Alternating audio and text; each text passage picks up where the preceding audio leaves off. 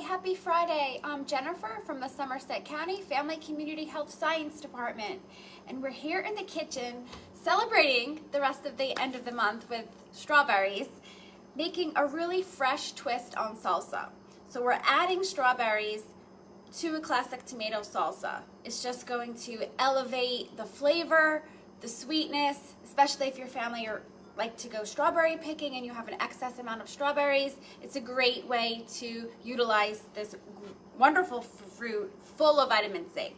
So I've already washed and diced up 16 ounces of strawberries. So I'm gonna put that to the side, and we're gonna dice up some tomatoes. You wanna use firm tomatoes. I'm using Roma tomatoes. These are already washed. And the reason why you want to use them is they have seeds, but not a lot. You don't want to cut a tomato that has a lot of pulp in it, because we're going to take that part out, and you want the meatiness of the tomato. So we're not really even wasting that much. We're going to use that whole chunk. So again, depending on the size, I have 2 medium ones. We're gonna let everybody here in the office enjoy the salsa to kick off the weekend. So just give it a nice dice. Okay, I'm gonna add that to a large bowl. The other ingredients that we're going to use in this recipe is red onion, lime, and a jalapeno. You can leave out the jalapeno if you don't want spice. But we're gonna not use the seeds, so it will be a mild kick. If you like it spicier, you can leave in the seeds. That is where all the heat is. Okay.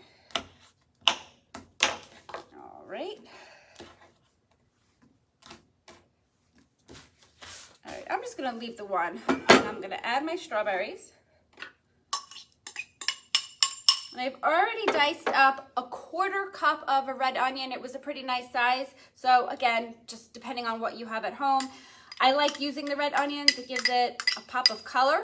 You could also use shallots if you don't have red onions. All right, and then for the jalapenos. Okay, I'm just gonna cut off the stem. I'm gonna cut it in half, and I'm gonna use my knife to try not to get the jalapeno juice on my fingers. So I'm just going to take out the middle and just kind of pop it out with my knife. There we go. Just get out those seeds.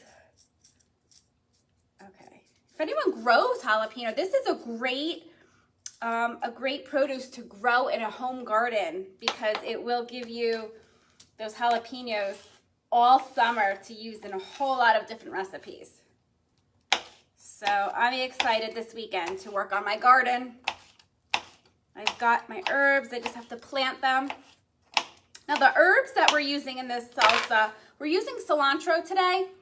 If you don't like cilantro or have an abundance of basil, basil and strawberry go amazing together as well. So in the recipe below, I'm going to put cilantro or basil, whatever your preference is. But this is just so fresh. I wish you could smell the kitchen here. Just reminds me it's right to kick off summer with these flavors. Okay.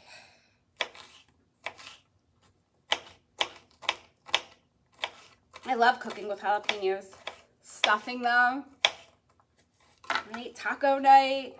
Okay, so we have our jalapenos in there, and we're going to zest and juice 1 to 2 limes, again, depending on how much tomato and strawberry you're using. Love using my zester. We never want to waste the zest, because that is where all that flavor is. Oh, this smells amazing. Okay. And I like to leave my limes at room temperature so that they're easy to squeeze out all that juice. Oh, this is so fresh. Okay. All right, you can get a workout. Your littles can totally help in the kitchen with this, squeezing the lime juice out. We'll start with one and we'll see how that is. Okay, and the last thing we're going to add is our cilantro. So I'm just going to kind of take a bunch here. Just rip that off just to add. And there we go. There is our cilantro. So we're going to transfer this to a serving bowl.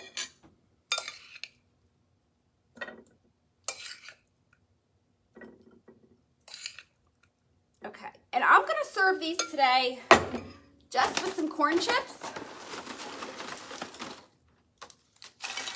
This is also great if you want to put it on grilled chicken or like a flaky fish, like a lemon sole.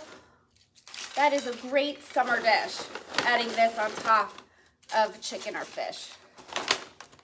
And there we go, a really healthy, really tasty, fresh, light snack you can serve this weekend if you're having family or friends over for a Memorial Day picnic or barbecue. Or like I said, add it to one of your favorite fishes or chicken. Look for the recipe below. Have a wonderful weekend.